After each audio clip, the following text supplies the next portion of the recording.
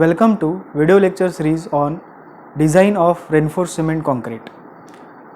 In this video we are going to see what is under reinforced section, what is balance section, what is over reinforced section, and what section should a structural engineer design, whether he should design a under reinforced section, balance section or over reinforced section, and why.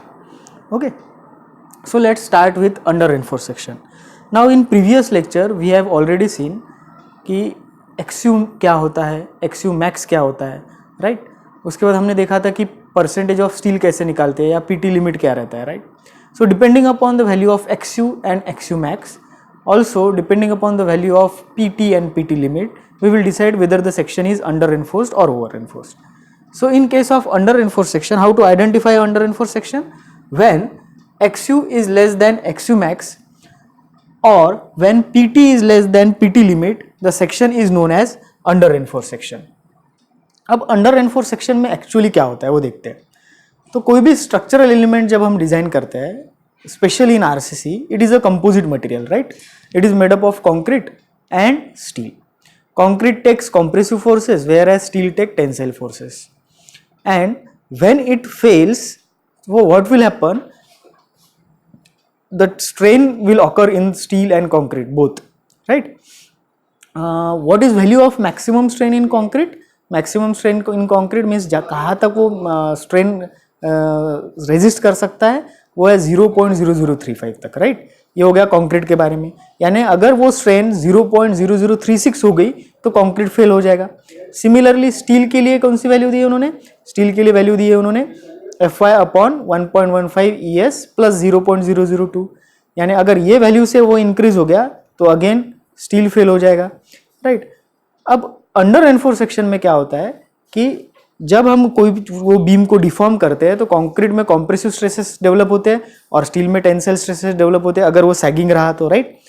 और stresses के साथ साथ उसमें strain develop होता है, यानी concrete की length increase होती है या फिर डिक्रीज होती है. सिमिलरली स्टील की लेंथ इंक्रीज होती है या फिर डिक्रीज होती है. अब ये जो स्ट्रेन है, since it is under reinforce section, सबसे पहले स्टील की जो मैक्सिमम लिमिट है वो रीच हो जाती है, यानी Fy अपॉन 1.15 ES प्लस 0.002. और स्टील पहले फेल होता है और बाद में कंक्रीट फेल होता है. अब स्टील पहले फेल होने का एडवांटेज क्या है? हमने कौन सा डिजाइन करना चाहिए? हमने अंडर रेनफोर्स डिजाइन करना चाहिए या फिर बैलेंस सेक्शन डिजाइन करना चाहिए? एक्चुअल एम तो हमारा ये रहना चाहिए कि हम बैलेंस सेक्शन डिजाइन करना चाहिए, राइट. लेकिन उसके लिए काफ़ी इटरेशंस लगते हैं और काफ़ी लेंथी प्रोसेस है, इसलिए हम अंडर रेनफोर्स सेक्शन डिजाइन करते हैं.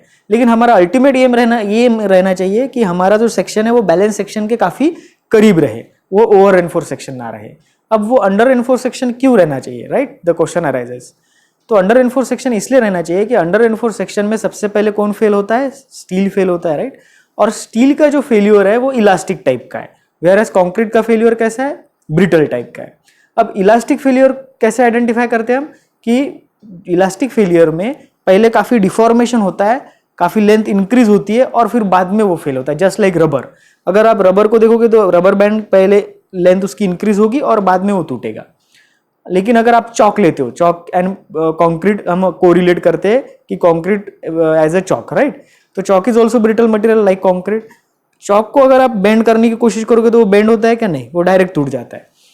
तो अगर इलास्टिक मटेरियल है तो वो हमें सफिशिएंट टाइम देता है, हमें दिखता है कि ये मेंबर अभी फेल होने वाला है, और जब हमें टाइम मिलता है तो ड्यूरिंग अर्थक्वेक और during failure of building we can escape from the building, right. तो इलास्टिक फेलियर या फिर डक्टाइल फेलियर हमें एक सफिशिएंट टाइम देता है to escape from the building during failures. इसलिए हम अंडर रेनफोर्स सेक्शन डिजाइन करते हैं. Also under reinforce sections are ductile in nature, where in case of over reinforce section are brittle in nature. ठीक है. तो अभी हमें ये तो पता चल गया कि इन case of under reinforce section who fails first? Steel fail first, right. या फिर किसकी स्ट्रेंथ पहले रीच हो जाती है? स्टील की. वो कितनी है? Fy upon 1.15 ES plus 0.002, right. What about maximum strain in concrete? It is 0.0035. It is given. We have seen it earlier, right? अब ये केस में मोमेंट ऑफ रेजिस्टेंस कैसे कैलकुलेट करेंगे? मोमेंट ऑफ रेजिस्टेंस क्या होता है और मूवमेंट क्या होता है, ये दो चीजें हम देख लेते हैं पहले, ठीक है. अब कोई बीम है, फॉर एग्जांपल यहाँ पे एक बीम लेते हैं हम, ठीक है। ये बीम पे जो लोड आने वाला है, फॉर एग्जांपल पॉइंट लोड रहता है या फिर यूडीएल के वजह से जो लोड रहता है, और फिर हम कैलकुलेट करते हैं WL²/8 या फिर WL/4, राइट। ये जो रहता है this is known as movement due to external loading, right. This W and this UDL is external loading. इसे हम कहते हैं मूवमेंट, जो वो बीम पे आने वाला है, राइट। और मोमेंट ऑफ रेजिस्टेंस क्या रहता है कि जो बीम का सेक्शन है उसकी जो हमने विड्थ या डेप्थ प्रोवाइड की है या फिर उसमें जो हमने स्टील बार डाले हैं उसके वजह से वो कितना लोड रेजिस्ट कर सकता है या फिर कितना मोमेंट रेजिस्ट कर सकता है, उसे हम कहते हैं मोमेंट ऑफ रेजिस्टेंस। अब कॉमन सेंस क्या कहता है कि कौन ज्यादा रहना चाहिए, moment coming on the section ज्यादा रहना चाहिए या फिर मोमेंट ऑफ रेजिस्टेंस ज्यादा रहना चाहिए। तो ऑब्वियसली मोमेंट ऑफ रेजिस्टेंस जो है वो एक्सटर्नल लोडिंग की वजह से जो मोमेंट आ रहा है उससे ज्यादा रहना चाहिए, राइट। इसलिए हम ऐसा सेक्शन डिजाइन करते हैं जिसका moment of resistance coming moment से हमेशा ज्यादा रहे। अब वो मोमेंट ऑफ रेजिस्टेंस हम कैसे कैलकुलेट करते हैं, वो हम कैलकुलेट करते हैं MU is equals to force into distance, right. अब अगर अंडर एनफोर्स सेक्शन रहा तो स्टील पहले फेल होगा, इसलिए हम क्या यूज करेंगे, TU। अगर बैलेंस सेक्शन रहा या फिर ओवर एनफोर्स सेक्शन रहा तो उसके जगह पे हम क्या यूज करेंगे, CU। बस इतना ध्यान में रखना है। अंडर एनफोर्स सेक्शन रहा तो TU और बैलेंस सेक्शन या फिर ओवर एनफोर्स सेक्शन रहा तो CU। अब उसको हमें मल्टीप्लाई करना है ये Z के साथ। This Z is what, this is lever arm, okay. इसको हम देखते हैं लीवर आर्म क्या होता है। मुझे थोड़ा पीछे जाना पड़ेगा। तो lever arm means CU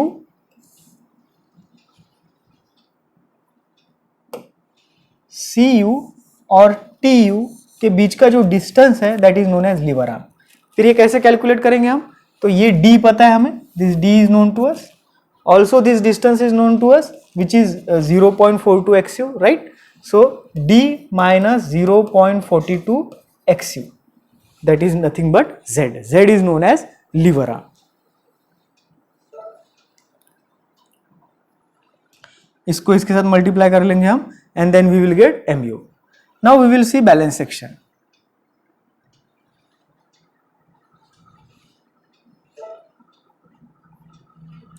In case of balance section, both XU is equals to XU max and PT is equals to PT limit, and in this case both strain of both material will reach at the same point during failure.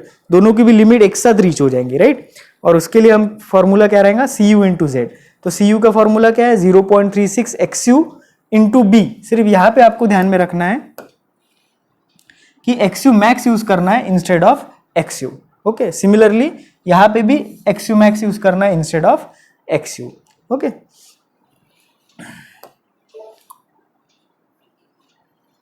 Now what about over reinforced section? When XU is greater than XU max, also when PT is greater than PT limit, then it is known as over reinforced section.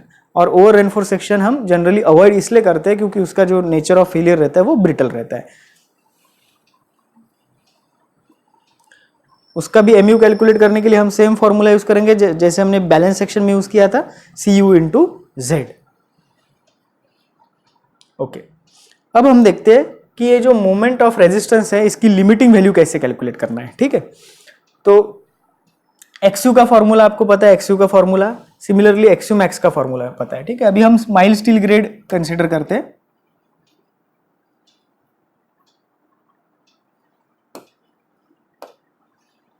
Mild steel grade यहां पे consider करते हैं। So for mild steel grade XU max की value है 0.53 D।